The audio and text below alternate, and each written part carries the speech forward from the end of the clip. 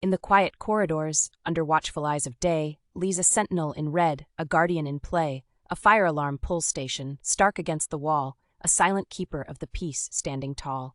Its face, a vivid crimson, a warning and a guide, with a lever, oh so potent, resting at its side, awaiting just a touch, a hand to break the glass, to summon forth the sirens, should danger come to pass. It whispers tales of vigilance, of care and caution's kiss, a reminder of the fire's wrath, and all that might amiss. In halls of learning, beds of rest, or places crowds convene, it stands a steadfast watchman, though often unseen. Its call when pulled a clarion loud, a piercing, urgent cry, that sends the feet a-running and hearts to beat high, for in its sound a signal clear of flames that dance and roar, urging safety, swift departure through the nearest door.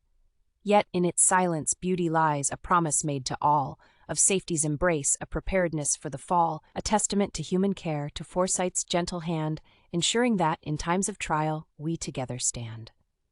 So here's to you, fire alarm pull station, in your coat so bright, a beacon in our darkest hour, a bearer of the light.